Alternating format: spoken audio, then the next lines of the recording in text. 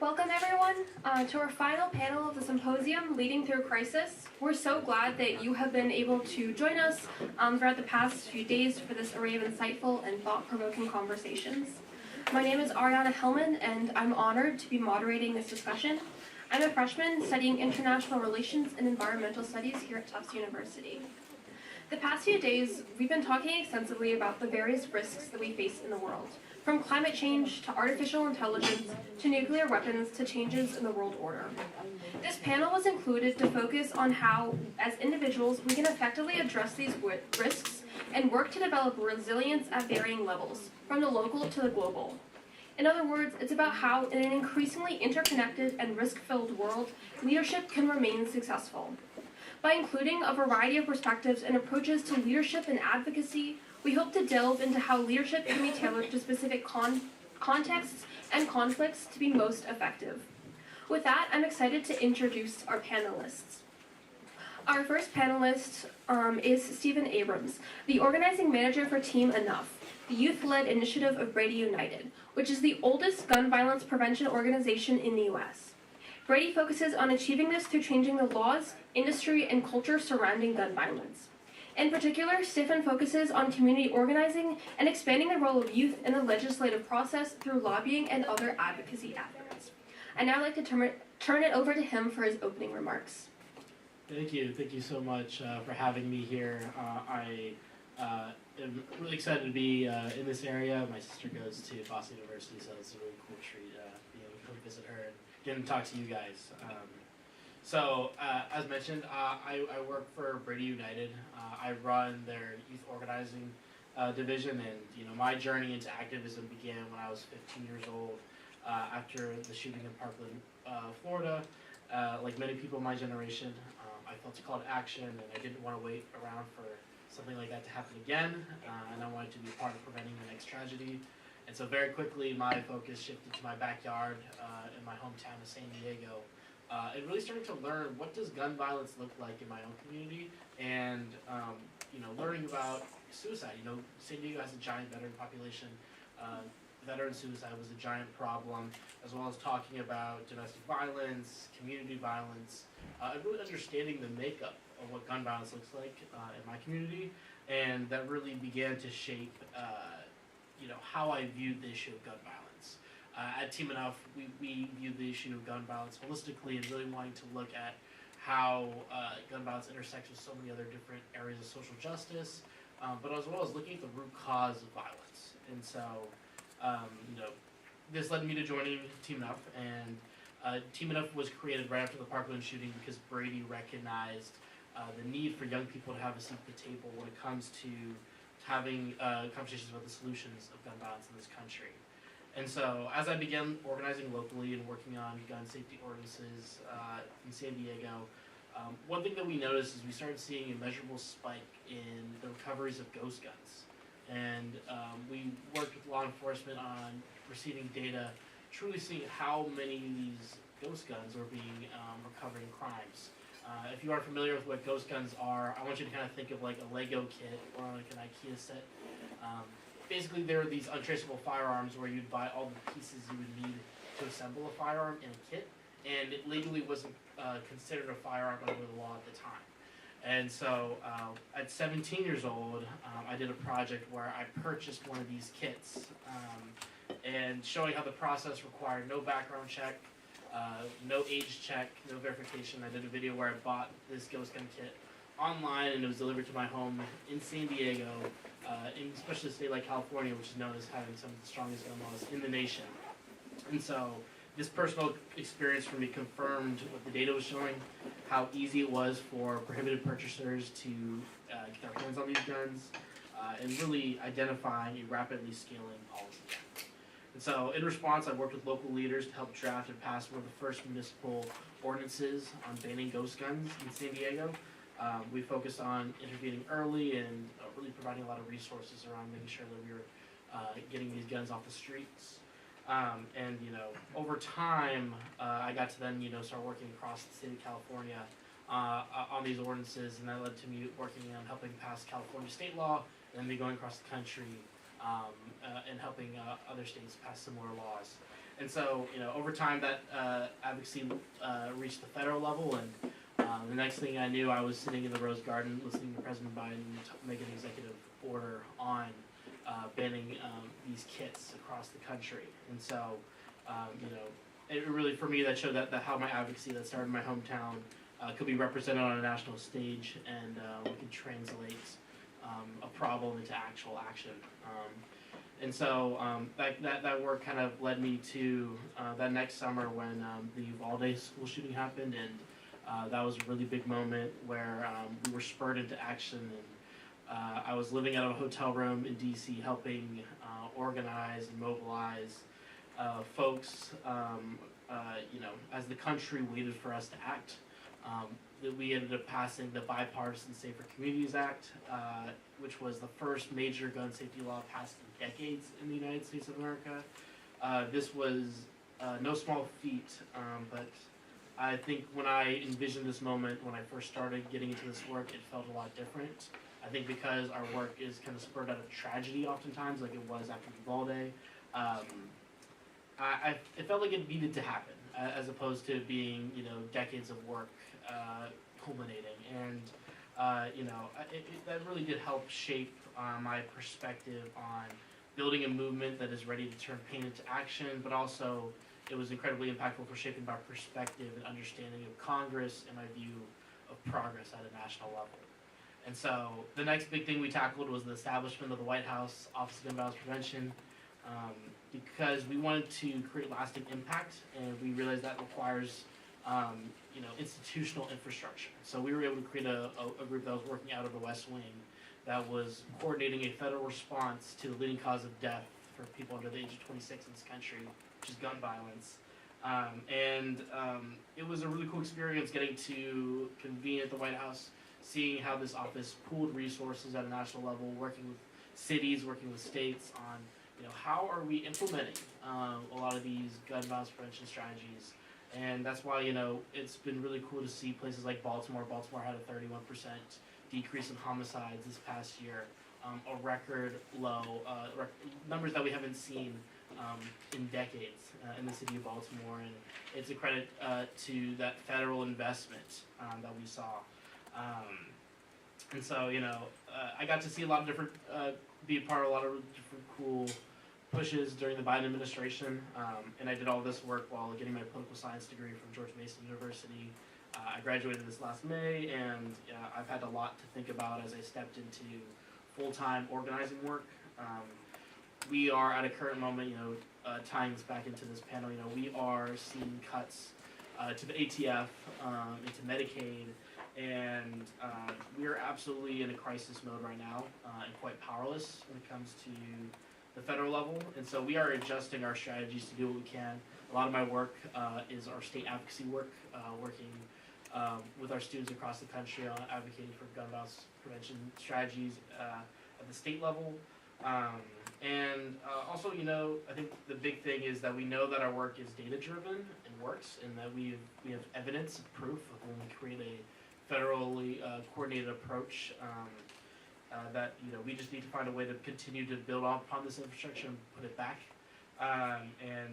We know that we want to make sure it also lasts farther than just based on whoever's in the White House for us. And so I've learned that leadership in crisis is not only about responding to visible tragedy, but it's also about recognizing emerging threats, and also translating data into action, and most importantly, building systems strong enough to adapt as risks evolve. And so thank you so much for having me, and I'm really looking forward to our discussion.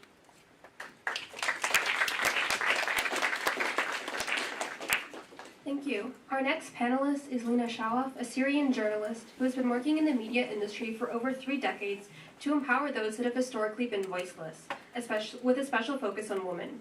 She's founded radio stations in conflict zones such as Libya, Yemen, and Syria, trained thousands of Arab journalists and media workers, and consistently advocated for human rights, especially women's rights and freedom of expression. Among other positions, she is currently researching women's leadership and conflict at the Center for Middle Eastern Studies at Harvard University. And I'd like to turn it over to her for opening remarks. Hi. Actually, I did this picture today after I have been listening to all the session in the last 3 days in symposium, and I was thinking, like, I already forget that I went through an earthquake, so I said, oh, I have to include it in my talk today. So, and I asked ChatGPT that my presentation, how you translate it in, and he or she, like the ChatGPT, because we don't want to have gender issues here. So this is maybe reflect my life, my career in leadership, leading through crisis really, because I went through all this. And the topic that I'm talking about today is very much aligned with my research that I'm doing in Harvard University, as Aranya said. Like the research is women leadership in conflict. So last year I was a Nieman Fellow at Harvard University, and there was an opportunity to apply to give some courses at summer. So they asked us to create a course or a class to apply to give a lecture.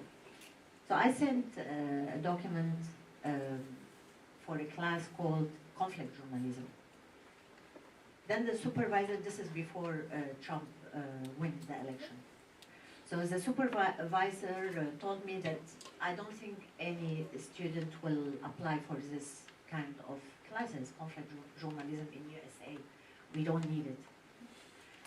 And really, they delete this and they said nobody will apply. After, when Trump won the election, I start to get a lot of questions about how we can deliver content or working under authority, as you know now, from many journalists and from many, even in Harvard, in Tufts, I'm a visitor fellow at Tufts too, and how we can work under dictatorship. So this kind of journalism, I think, become important. So this is why I think there is an opportunity next year to have this conflict journalism in Tufts. I will do a lecture here next fall, and I hope that I have somebody who will. I think all of you will be interested in something like this, especially now. Leading through crisis is very challenging. So let me tell you how practically doing this. You as a leader, you have the crisis into your organization because it's not separated from the big crisis that is happening outside yours. So imagine when you have many crises happen at the same time from outside and sometimes from inside. So you have a donor telling you that we will reduce the funding. And then you have to think about salary, all the people that the citizen reported that they risk their life to deliver the content from inside, how you can pay them. And you have someone from the citizen reporter who is working with you arrested by one of the armored group. At the same time, you have someone from the citizen reporter who has to cover a chemical attack happened inside Syria and his family all dead in this massacre. And you have some journalists in the organization who make a public strike against the mid-management because they don't agree with some content produced because they cannot be objective in the middle of all this killing and blood that they see. Torture and massacre, everything they saw. So they cannot accept independency so easily. The crisis is wholly awful, and it's true. So you as a leader, imagine you in all what I mentioned now. What you do. It's not only one crisis at the same time. So it's Syria. It's like the crisis of Syria. You have to manage and lead a team traumatized. When you are too traumatized, a team who is working under oppression, under fear, under loss, and disappointment. Some of them, they suffered from being arrested before. You have to deal with all of those elements among your team and among yourself too.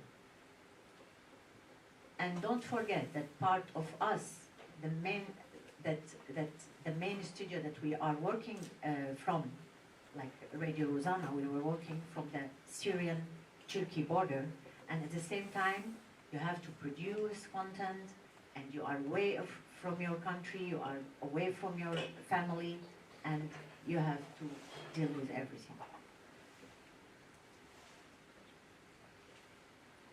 Like one day, I'll tell you a story, because story is always like really, you will remember it all.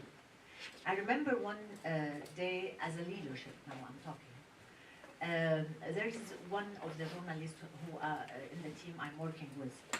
He was a little bit conservative, and he doesn't accept or believe in me as a woman to lead the media outlet. And we entered an argument and different point of view, and we reached a point that he didn't agree with me, but he didn't have an answer. So I found him suddenly slapped on the table like this and screaming in my face and say, I want to overthrow Assad. Assad is the president of Syria, at the same time the dictator that we are starting the revolution against in 2011. So he said it in front of my face, and I didn't get it, what he wanted this time. So we both fight against Assad. We both participate in the demonstration in 2011 against Assad. So we both in the same side, but at this moment, he could not held himself, and he said it. So, what do you think my reply was? It's a very, very big challenge when you are. It's more challenging when you are a woman and you want to really lead the team. Thank you. I will continue with the questions.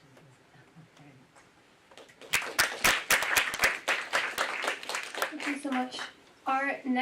Our final panelist is Ambassador Mark Storella, who was a U.S. Foreign Service officer for over 3 decades, serving in positions such as Ambassador to Zambia, the Deputy Assistant Secretary of State for Population, Refugees, and Migration, and the Dean of Leadership and Management School of the Foreign Service. Now a professor of the practice of diplomacy at Boston University, he has a deep expertise in humanitarian crises, health diplomacy, multilateral diplomacy, and diplomatic negotiation and theory. I'd now like to turn it over to him for his opening remarks. Ariana, thank you very much. And I want to say that the 2 panelists who've already spoken have really, to my mind, set the stage. You've heard a lot about the stresses going on inside the United States itself, and the stresses going on in a big and broader world. These are things we're going to be talking about for sure, and that you've been talking about for the last couple of days. So yes, I was a diplomat for 36 years, and you probably think that diplomats drink a lot of champagne. That is not true. We drink a huge amount of champagne. But it's not all champagne and cocktail parties. When you're serving overseas, you often find yourself in extremely stressful situations. I've served in posts like Baghdad, where the embassy came under attack, frankly, on a regular basis. Served in places like Cambodia, where contacts of mine were shot dead, and I saw them bleed out at my feet. Served in Brussels at a time when there were terror attacks going on around the city, including killing people who were part of our embassy community. So we've dealt with a lot of stress, but I actually don't want to talk about me. I want to talk about my wife, who incidentally is a Tufts graduate. When we were in Cambodia, there were concerns about us because it was a war zone still, and everything was busted up, and it was not far from genocide. So they sent in what they call regional medical officers. That's right, psychiatrists, to speak with us. And they gave us a quiz, and you filled out the quiz, and they asked you, has this changed in your life? Has that changed? Blah, blah, blah. And my wife finished, and she showed me her score, and she'd gotten a 90 on the quiz. I thought she'd done very well. And then the doctor spoke up and he said, okay, well, this is a test of how much anxiety and stress you're under. If anyone in this room has a score over 60, come see me. And my wife had a 90. Well, what I want to tell you right now is that in the world we live in, everybody's scoring a 90. So much is in flux. People read the newspapers and they hear about trauma around the world. They speak with people at a restaurant and they hear about political conflict in the United States. We're coming out of a pandemic that had people afraid to breathe the same air in an elevator with the person they were with. So recognize that you are in a world where people are justifiably anxious and concerned. It's a world in which disruption is going on very broadly. The role of the United States is changing. What the international community is doing is changing. We have wars going on in several different places at once.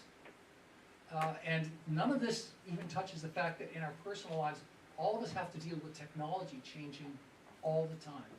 All of these things are going to give you those stress points that get you up to 90. Now, at the Foreign Service Institute, where I was once a dean of the leadership school, I started out there doing the so-called A100 class, where they teach you to be a diplomat. And it's a great experience, really wonderful. And then they take you into a room and they tell you, okay, what happens if you get captured and taken hostage? And I thought, I wish my wife were in this room with me right now, but there she was. And they told us various things, but one of the things they told us is if you have the opportunity, they give you meals, don't eat when they say to eat. Eat when you want to eat. Take some control of your life. And I thought all along in leadership through crisis, you've got to find ways to take control in your life when so many things are telling you you can't control your life. The other thing they taught us that stuck with me, they taught us a bunch of things. They taught us some kind of Morse code that I've forgotten. Tapping. But in any event, one of the things they taught us is that the people who go through these highly traumatic situations and come out whole are the ones who have a rock to stand on. Now, what is that rock? It's personal to you. It depends on your personal experience. For many people, it's family and loved ones. For many people, it's their religious conviction. As I went through my career as a leader, I felt that for me, it was the Constitution of the United States. That's the rock I stood on. It's the rock I still stand on. You, as future leaders, are going to have to find your rock. But everyone will be looking to you as a leader to help them get through these very stressful periods. And you've got to find ways to help them find the thing inside themselves that will give them the confidence to shoulder on. So all of this is to say, there are ways to deal with very, very stressful times. It's not going to be easy, but if I have one message for you, it is find your rock.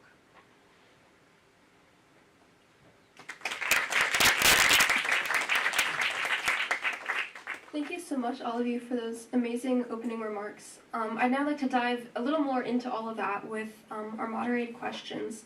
The first one being that you've all collectively worked in different sectors and employed a wide variety of approaches in your leadership, notably including lobbying, journalism, grassroots organizing, and diplomacy. So I was wondering what led you to these specific careers and methods and why? And related to that, how in that work do you tailor your approaches to the specific contexts and communities in which you work? It's open to anyone to sort of start off with that. So I think context of the situation and society and environment. I have been fighting for women's rights since I started my profession. And I took this as promise to myself. But at the same time, I refuse the notion that feminism is dogmatic in its view and refuse to listen to the other opinion. Why I'm saying this? Because I have been doing content to bring voices to the voiceless women in Syria all my life.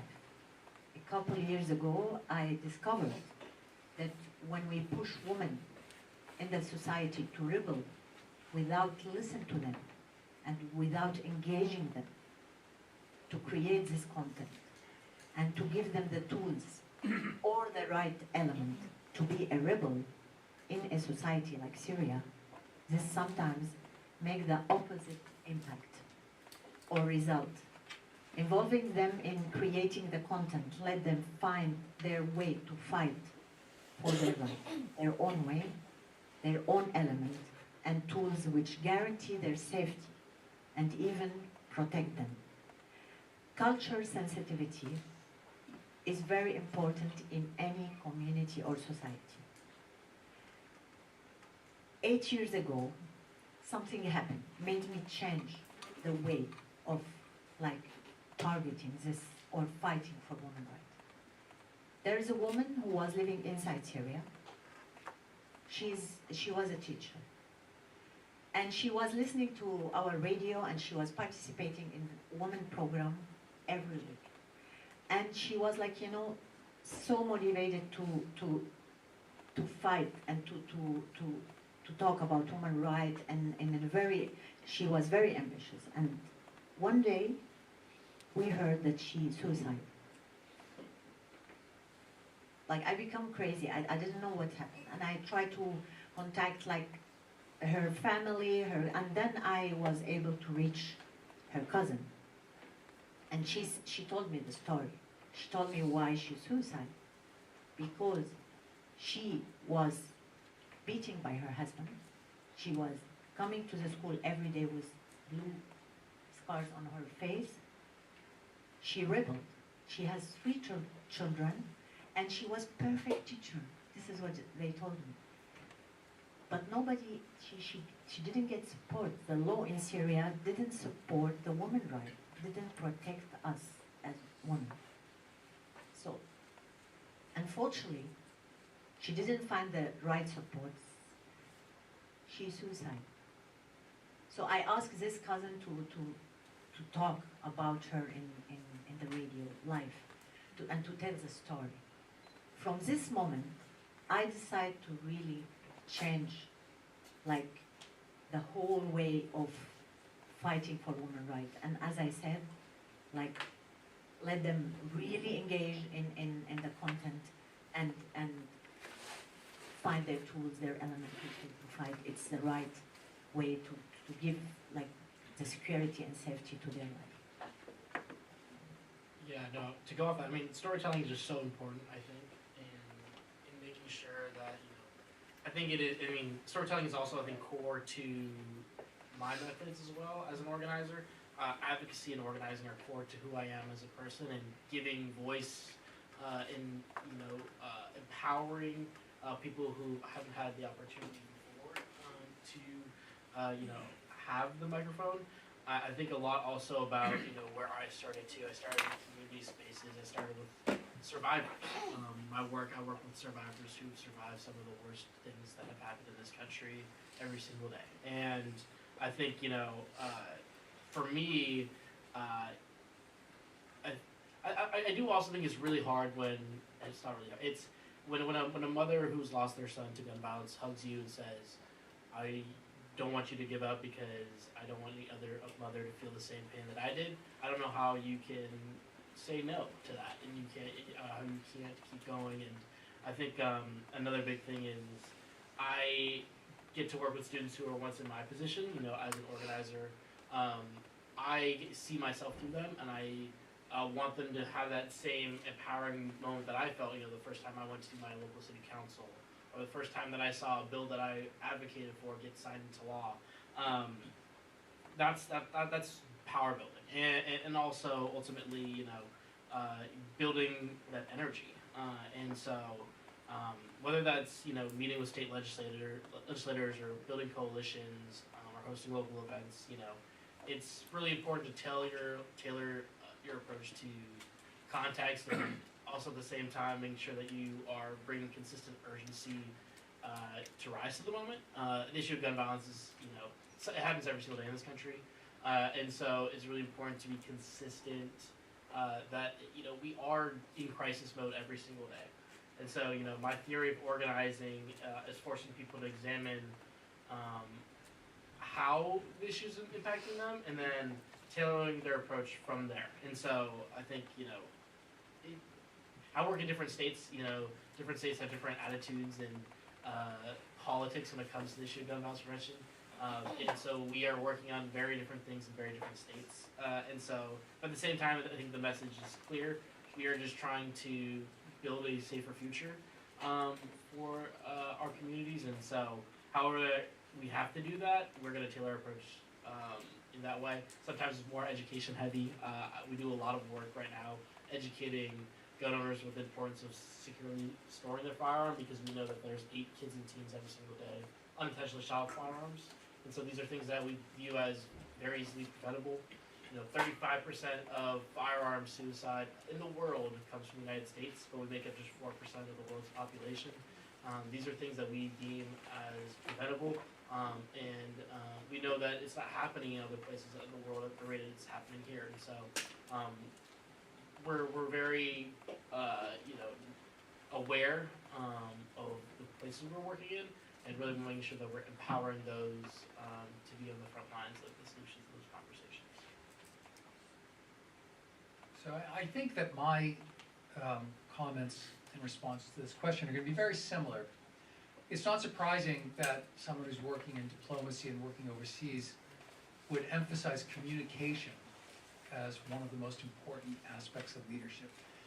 In crisis management, which I've led for the State Department for a period, we stress that communication is the starting point for any aspect of leadership in a stressful situation, and certainly in a crisis. But communication isn't just talking, it isn't just writing. You've all heard the expression active communication or active listening. It's very important that you structure the way you communicate in a way that meets your audience. Make sure you're not communicating to yourself. Make sure you're communicating to the people to whom you're speaking. One of the things that's very important in that, if you're a diplomat, you learn foreign languages, you learn foreign cultures. But very simply, have a message that is understandable and bite-sized. At every embassy I ever worked at, I always said, I want every single person in this embassy to be able to say in 10 seconds what the purpose and the mission of this embassy is. Keep it concise and repeat it. That's number one. When it comes to listening, you have to listen to people in terms of what they say, but also what they don't say. And especially, you have to listen to them at their emotional level. And I'm going to tell a very short anecdote about this. In 1992, I was in Cambodia, and the place was a mess. The Russian ambassador invited us to his embassy. It was one of the few countries that had an embassy there. His name was Yuri Mihotnik, a big bear of a guy, just what you would expect. Central casting Russian diplomat. And Yuri Mihotnik wanted to treat us really well. And so he treated us to a Ukrainian feast, which seemed to be mostly gelatinous. I don't know, I just didn't like it very much.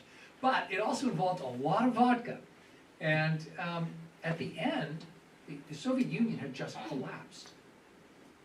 And at the end, this man who was a full ambassador said, the Soviet Union has ceased to exist. My grandfather was a communist. My father was a communist. I am a communist. What do I do now?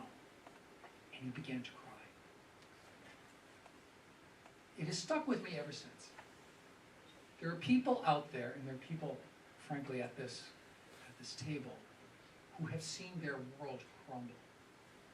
And you have to listen to those people. I would like to say, first off, that I in no way mean to excuse anything the Russians have done in Ukraine, which I find utterly deplorable and disgusting. Please don't misunderstand that. But I learned that day, you've got to listen and understand the emotions of the people with whom you're working if you're really communicating. So keep an eye on listening to what they say, what they don't say, and what they feel. Thank you. Moving on to the next question. As has been discussed pretty extensively throughout the symposium, we're facing new and evolving challenges, from increasing fragmentation and distrust in political systems to greater climate threats and many more. So my question is, what challenges have you or do you face in your work, and how are those evolving? In other words, how have you noticed these trends of shifting and evolving fields in your own work? Yeah, I can go first here. I think there's a few different ways I can answer this question. I think there's a cultural aspect that's more tailored to my work, and then a more political one. I think the cultural one is that we are, as a gun violence prevention movement, fighting a variety of different narratives, as well as, fighting a private industry that has spent a lot of money and will continue to outspend us on lobbying, and as well as just in terms of how Americans understand guns and gun culture. We have more guns than people in this country. It's very much entrenched into who we are as Americans, but at the same time we see data that shows the dangers of gun ownership, and how there are a lot of important ways that we need to message that guns in the home that are not locked up pose a very significant risk to not only the gun owner but the entire family. But also, we're also talking about a federal.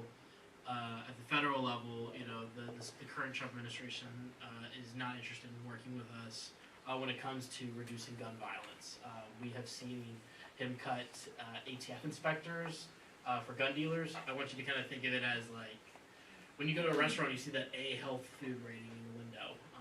Imagine we just cut all of those people who, went and inspected our restaurants to ensure that our food was safe to eat and stuff like that.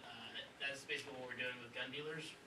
He's effectively eliminated all the inspectors, and is basically allowing the gun industry to have a lot of freedom when it comes to,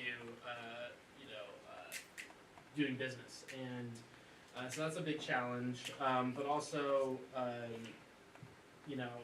think what we're seeing is our work is very fragmented. We are doing a lot of stuff at the state level across the country, but it's not connected at all. And I think when we're talking about the issue of gun violence and how interconnected we are as a country, we really do need a federal response and a federalized approach to dealing with the public health issue that is gun violence. And so that's a big issue. I think also when we're talking about implementation, you can see two cities in this country have the same exact laws when it comes to gun violence, but you could see drastically different results based on enforcement and implementation. And so not only does it take passing the right laws, but also understanding how to implement them and how to work with the courts and law enforcement to really understand how to use these tools effectively to save lives. And so those are a lot of the challenges that I think about, but also ultimately, to cap off here, at its core, gun violence is a political will problem. The research exists, the policy solutions exist. The challenge is maintaining enough sustained momentum and making sure that our leaders know that we demand them do something about the number of killed kids in the United States of America. Maybe we'll I cross with you with fragmentation. In my work across conflict affected and politically conservative context, the first major challenge has been fragmentation too. Fragmentation of institution, of public trust, and of collective narrative. When war dismantle infrastructure, it also dismantle shared meaning among the people. Media ecosystem fracture, civil society become polarized, and community retreat into identity silos. In such environment, rebuilding trust is far more complex than rebuilding building. A story about how the meaning is different when you are in conflict. I remember the beginning of a revolution, and it was like 2013, after 2 years of revolution, and I had a training for citizen reporter in the border between Syria and Turkey. And citizen reporter came from Syria to the border to have this training about safety, digital and physically. If they got hostage, as the professor said, and everything like they have to do as safety for their work. And I remember there is a very young citizen reporter. He was so motivated, and he was like talking about how he demonstrates and ask for freedom in the street. And he said, yeah, I'm going every day and ask for freedom, and I want freedom. And he was only 20 years old. And I remember at the same day he was telling us this, we were having dinner all together, and then he was telling us how he locked his sister at home. And I was like looking at him, and I said, but you are demonstrating for freedom. You want freedom. He said, yes. I said, how you lock your sister? It's freedom. He said, no, this is not the freedom I want. This is different freedom. So this is how I said, look at how people, he's demonstrate, he wants freedom, but he doesn't agree that his sister get this freedom. So he understands the freedom in different meaning. This is how I said fragmentation and different meaning. And this is a challenge in conflict when you lead, like especially the media and journalism. Another challenge is disinformation. Disinformation spreads faster than humanitarian response. And then when you correct the disinformation, nobody will listen. They stick to the first news and the first fact or the first news that you spread it. So normally authority in Syria, a country like Syria, like they instrumentalize narrative, and women voices are often the first to be silenced. As someone working as a leader woman, I had to make 10 double effort than man leader to improve myself.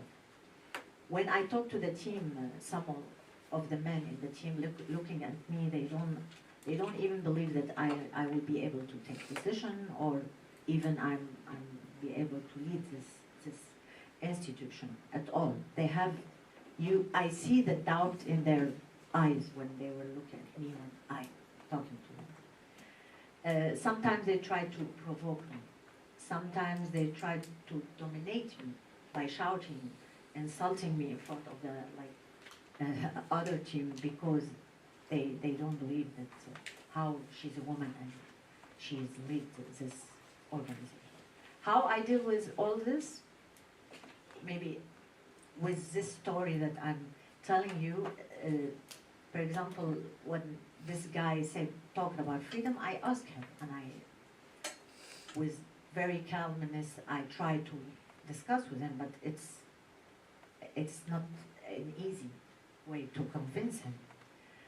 So by centering resilience over reaction, this is how I do it, by investing in women leaders to make a balance in the work environment and make this gender equality more familiar among the society and stronger to face the disinformation. This is how I do it, by grounding advocacy in content while never losing the human story behind the number, and by recognizing that leadership in crisis is not about control, it's about courage, ethical consistency, and the capacity to hold complexity without surrendering hope. Well, that's a lot. Hard to follow. I'd like to quote Colin Powell, former Secretary of State, who was asked in an interview, what's the most important attribute of leaders? And he answered very simply. He said, followers. What makes people want to follow a leader? There are several simple pieces to this, I think. It's actually not that complicated. And the first thing is, frankly, they have to believe that you care about them. When you are in stress, you must take care of the people if you want them to take care of the work. So that's the first step. The second step is much more subtle, and I think it gets to what we're hearing from the other panelists here today. And that has to do with trust. Do they trust you?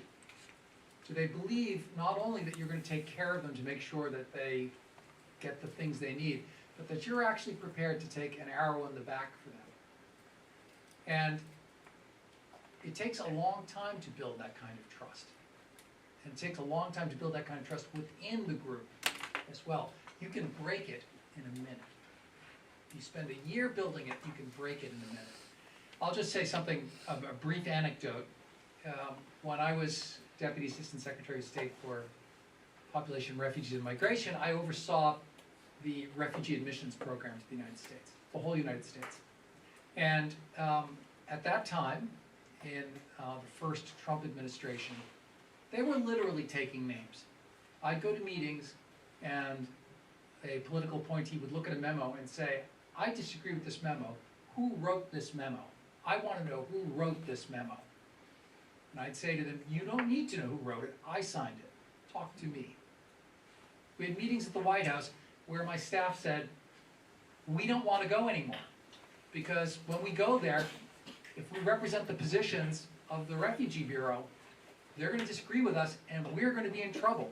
So I had to go to every one of those meetings so that my staff members wouldn't have to go to those meetings. If you're going to be a leader, we are trained in many ways to focus up, to try to take care of the superior, because those are the people who will decide whether you get promoted, whether you get advancement. That is not the way to lead. The way to lead is to look down. Take care of the people in your team. And if you have to, take the arrow in the back. Thank you. And one final question before we open it up for audience questions. In the context of your leadership experiences, what does building system-wide resilience mean to you? How have you strengthened organizational or institutional resilience and like its ability to bounce back from shocks and persevere in the face of all of these risks that you face? Yeah, I think I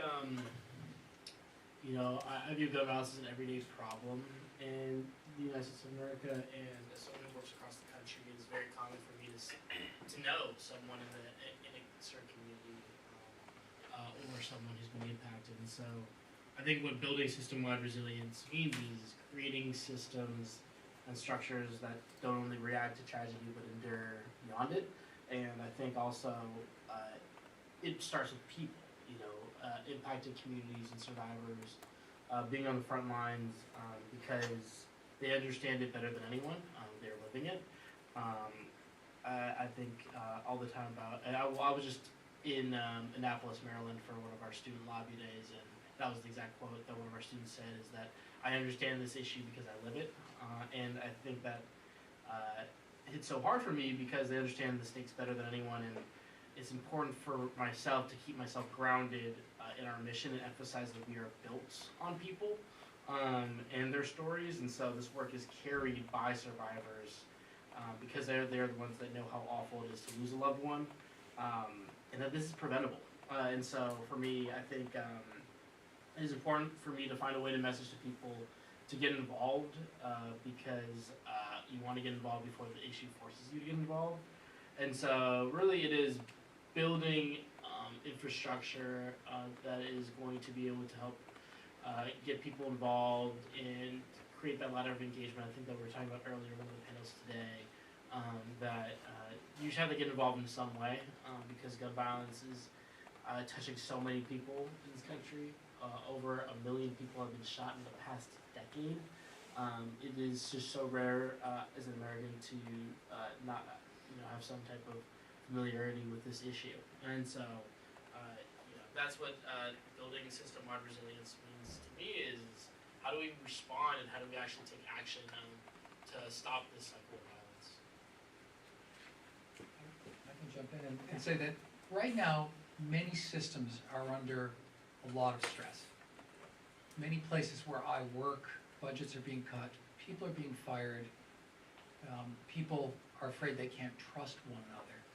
Under those circumstances, these systems can become extremely siloed as people try to hunker down and sit not on the rock of principle, but on the rock of what they own, turf, and not want to cooperate with others for fear that that'll make them vulnerable. When I was ambassador in Zambia, virtually every part of the embassy worked on HIV and AIDS. And I'm not talking about just USAID and the Centers for Disease Control and Prevention. Of course they did, but the political section and the defense attaché office, and they all were doing it. But what I found was they weren't cooperating with one another. And so one of the things that I think helps produce resilience in an organization under stress is to find ways to break down the barriers between the pieces of the organization.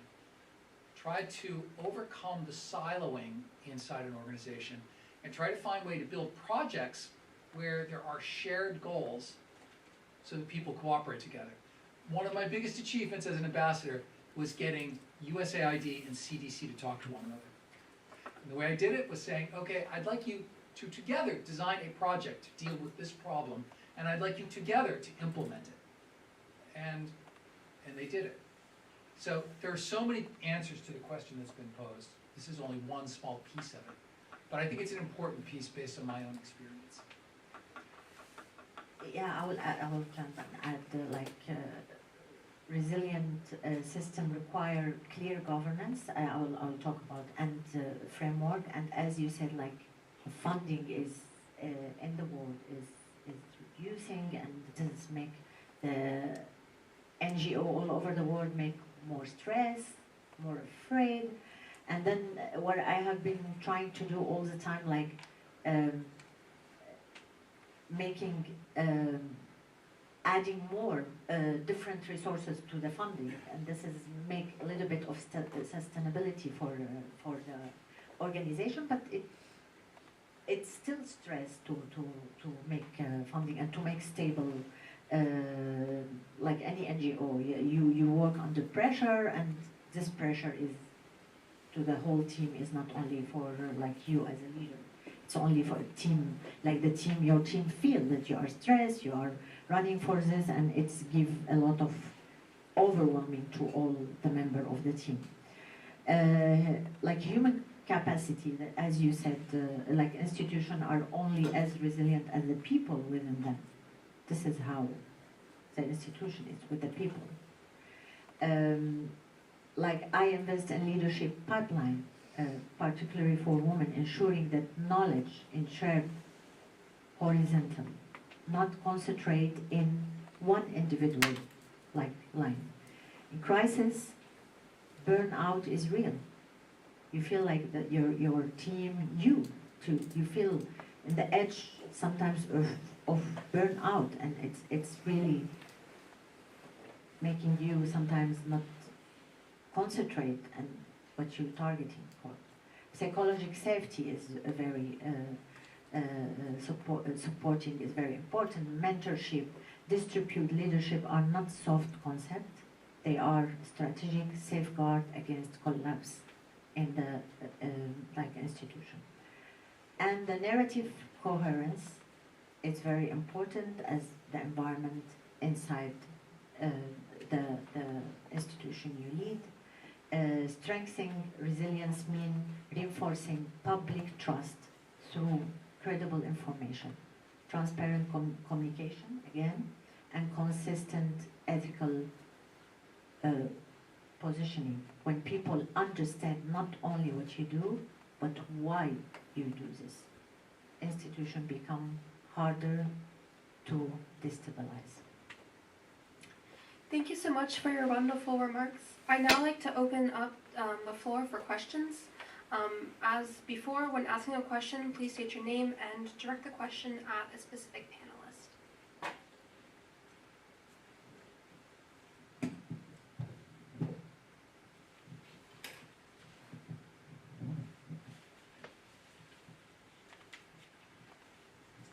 Thank you.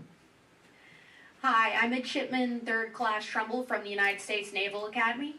I had a question for Mr. Abrams. At the beginning, Mr. Abrams. At the beginning, you said systems need to be strong enough to adapt versus evolve. I thought that was an interesting distinction, and as was mentioned earlier about how it's important to have an understanding of what those words mean, I think that's a pretty powerful distinction. Can you explain what you meant? Yeah, I think I was thinking way more in like in the political context, is that I have seen a lot of the work that we've done over the past few years just get completely taken away in a matter of just the person who is in office. I think that for me is how do we continue to adapt, knowing that things that we're doing potentially aren't permanent, and how do we actually change our strategy to make sure that we don't have to continue to go through the political cycle, but how do we make it permanent change? How that they can endure throughout administrations. And so I think it's changing our strategy from, well, we were so focused on working with the Biden administration on doing as many executive orders as we could. Maybe instead we should have been focused on actually building the gun safety package through Congress that would actually keep a White House Office of Gun Violence Prevention and stuff like that. So I think it's the way that I think a lot about my work today too is how do we adapt, knowing that there's a lot of places in the country that don't even want to talk, haven't started a conversation. Like I'm in Kentucky right now where we are not really having many productive conversations on gun violence prevention laws, but we are having productive conversations on victim services. My students in Kentucky, they go to their local farmers market and they hand out gun logs and they talk to gun owners about the importance of locking up their gun safety. So that's just how we are adapting. And so I guess I think it's more playing to the moment and how do we continue to seize the moment and adapt, knowing things change very quickly. And so you could also, I think I've seen different organizations have, strategies, I think, that are way more dependent on certain political conditions, and I've seen how that has failed. And so I'm way more focused on how we adapt our current strategies to make sure that they do work, that we are able to still progress, no matter what the political conditions are in the location. Thank you. Good evening. I'm Sir Treasurer from the United States Naval Academy, and first I just want to start off by saying thank you so much for taking the time to speak with us today. Particularly for us, we're going to be encountering leadership in crisis, and it was just so incredibly interesting hearing your perspectives today, and thank you for sharing your stories as well. Ambassador Storella, my question is directed at you, sir. So in the discussion about leading through crisis, the concept of compartmentalization often comes up. And just digging into the word a little more, you often uncover a root principle of presence. And when you think of presence in the traditional sense, you're present in a moment. Your entire focus is directed at whatever is in front of you, conversation or an issue. But on the flip side, as a leader, you're constantly managing inputs. You're having to think one or two steps ahead, think about different decisions, address future problems, think about the past problems, but then also focus on your current inputs. And so my question for you, sir, is how do you manage being present as a leader with also considering those other inputs? And a spin on that question is, how would you define presence? Let me start with defining presence and the concept you're speaking of. I came to this late in my life. I came to it really when I was dean at the leadership school. And that was the Eastern concept of mindfulness. And that concept is about being present in the moment, but it's really about being alert. We often think that the best leaders are really smart. And frankly, what is called intelligence is highly overrated. What really matters in many cases is being alert to what's going on around you and what's going on inside you. That's asking a lot. So when I think of presence, I think of it in multidimensional ways. You have to think about, okay, I want to be alert to what my subordinates are up to. I want to think about what my superiors are up to. And I need to know what's going on inside my brain too. Not easy to do. How do you get all that done? What we always used to say was, delegate or die. And what that means is you have to trust people. So when I was in Brussels, we had terror attacks going on around us, and there was a big explosion at the airport. It killed one of the members of the embassy community. There was an explosion at the metro station right next to the embassy. A bunch of our people were in the train, but were not hurt. They were pretty traumatized, but they were not hurt. And I had to lead the crisis, and I had to communicate with Washington constantly. So I opened a phone line and said to my office management specialist, what some people call the secretary, you do this. You just be in constant contact with them. Tell them everything that's going on. Don't hang up the phone for the next 2 days. And my security officer, the great Lon Fairchild, would call me and say, can you review the statement we want to put out to the American community about, what's going on in the streets and what we expect. And I thought, you know what, Lon? I can't. I don't have enough time to read this, Lon. I'm just going to have to trust your judgment. Lon was like the greatest regional security officer. And so I trusted him to do it. And so I think those are a couple of the pieces. Since we have all these Naval Academy folks here, I just want to say that if you ever come visit my office, you will come to the shrine to my father. And the shrine to my father is a picture of him in his Navy uniform in World War II, and a copy, a model of the ship, landing ship medium, LSM 548, that he was second in command of when he was 21 years old. So it turns out young people are able to lead. And have any of you been fortunate enough to be on the deck of an aircraft carrier during flight operations? So you got to do it. It'll ruin your ability to be objective about the defense budget. But what you'll see is the people running it aren't admirals. It's a bunch of 20-year-olds, and they're running extremely complicated operations. It turns out, if you have trust, if you know your people, you can delegate very, very important things to them. And you have to, as a leader, you have to have the judgment to know what you can delegate. And that's an art. Thank you.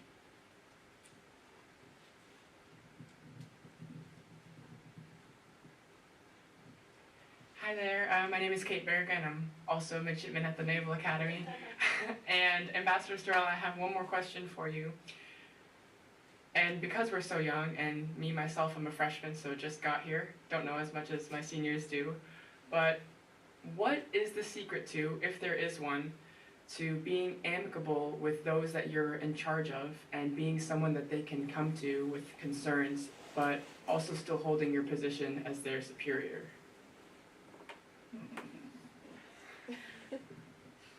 So I guess what I'd have to say is be friendly, but don't be friends.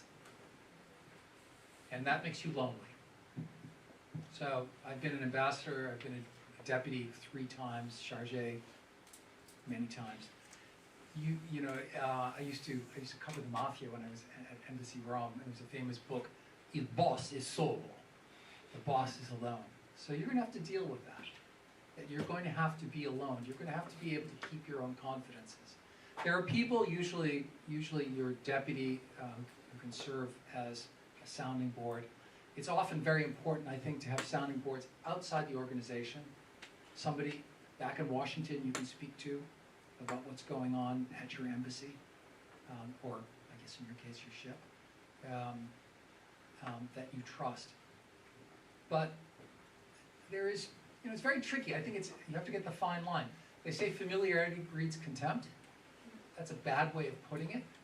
But you don't try to be the friend to all of your subordinates. That isn't even what they want from you. They want you to be a leader. So I think that's the trick. Be friendly, don't be the friend.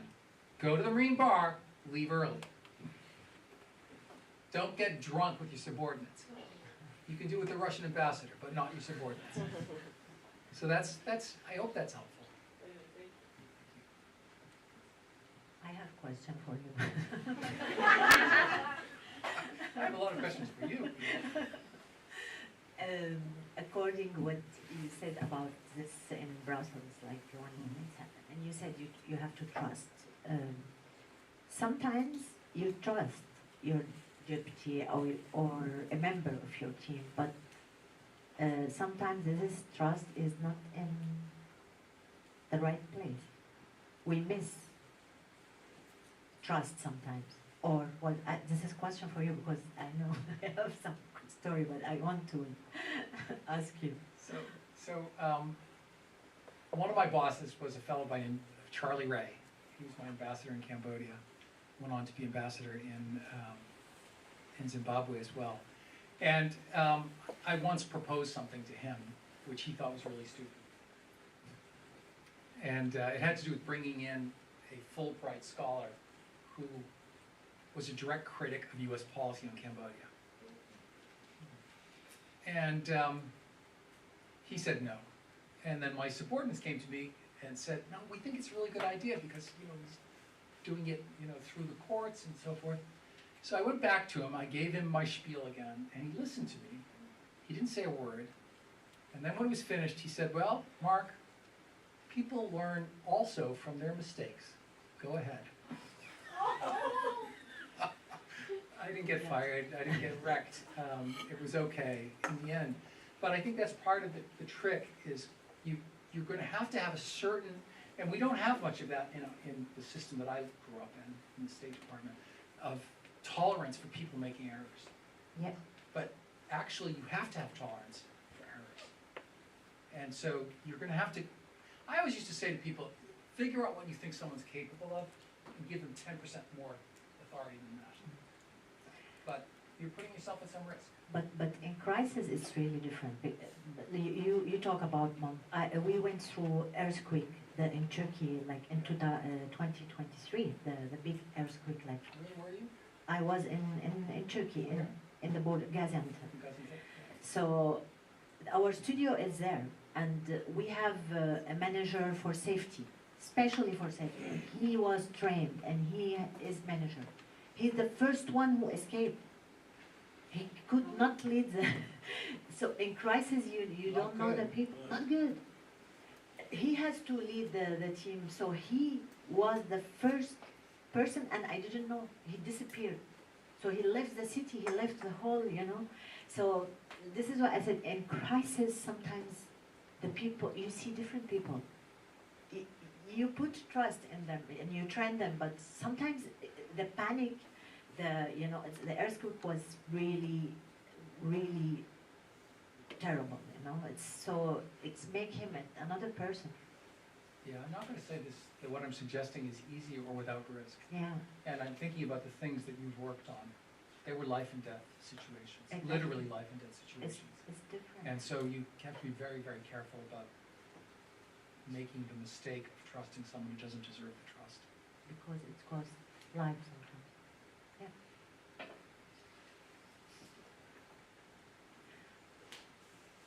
We're going to stop asking one another questions. Any final questions from the audience? With that, I actually have one more final question for the panelists. And that is, what do you try to teach the people you work with and train and mentor to help them become more effective change makers themselves? Yeah, I think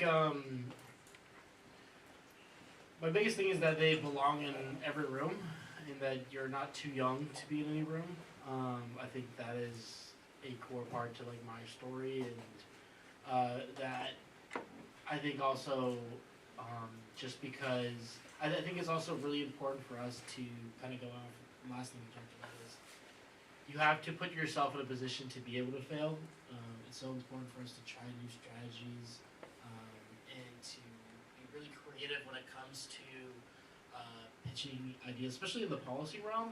Some of my best I think like ideas have come from us failing to get something passed, and then next year us adapting based on kind of what those failures we identified was in the policy process. And so I think it's really important for people to know that you don't need to be an expert to have an opinion, and that your lived experience and your story of self matters, and you belong. And we are, a big part of, I think, my work is leadership development, because we need to have leaders that do have faith in our systems and want to help rebuild faith in our democracy in the future. So I think teaching the next generation of change makers that these systems also will work, and that, you know, we put in the work, we can actually see the results that we want to see, and that it's their turn also to lead. And so I think I've been able to do some really cool work around actually like implementing students on school boards across the country, and also advocating for just more student representation when it comes to conversations about public safety. Thinking about like this college here too, or any school you go to. It's very clear that the adults and the previous generations have failed when it comes to crafting public safety policy. How do we have a say as the lockdown generation, as the generation that's gone through school shooting drills our entire lives? How do we have conversations about what safety means to us, and what safety looks like in our institutions? Okay, well, I'll jump in and say that we live in a time when you may imagine that the world is a sewer. You're stuck reading about the Epstein files every day. You see senior leaders who behave in corrupt ways right in front of our faces. And you wonder, am I a sucker if I follow the rules? Am I a loser if I sacrifice? So what I would say is that the most important thing I try to teach is that ethical behavior is its own reward. As the movie said, do the right thing. You will have the opportunity, and I've seen it. I've seen crazy situations. Ambassadors who cheat on an expense report to get extra money on a taxi. Admittedly, political appointees, not career officers. But still, I've seen people do that. I've seen people who have inappropriate relationships with their subordinates, and they know it. And they do it. It takes courage to face down the various temptations for improper behavior. They're in front of you every single day. I went to a Latin school, studied the Romans, and the Romans, and the Greeks too, and the Romans had many great sayings. One of their sayings was that courage is not the only virtue, but it's the virtue that makes every other virtue possible.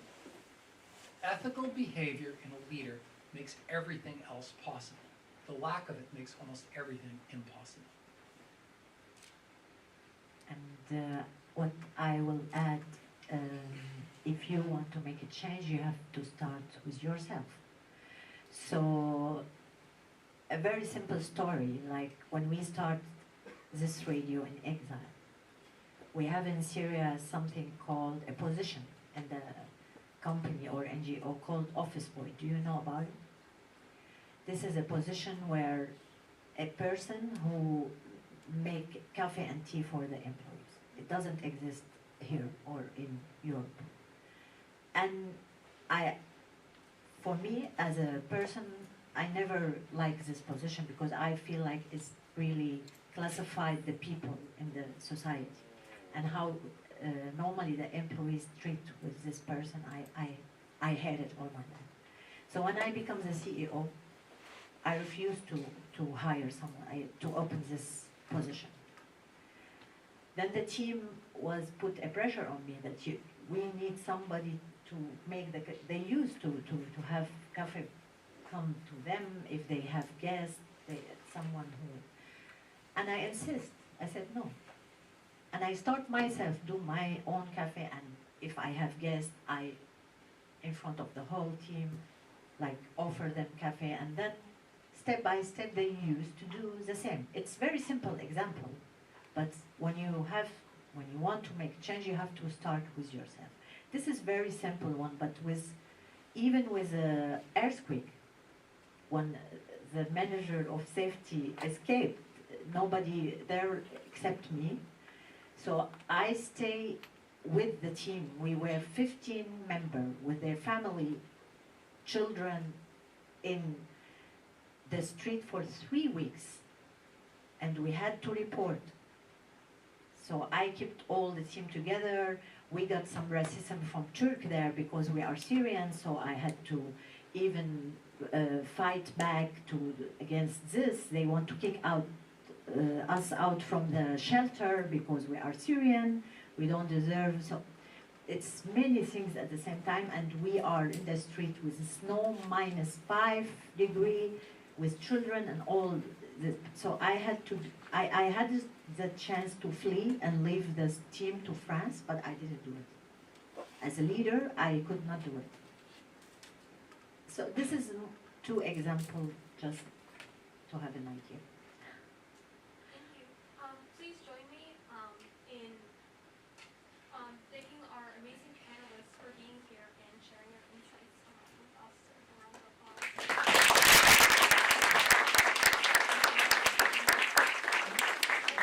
Thank you to your audience for participating in this discussion.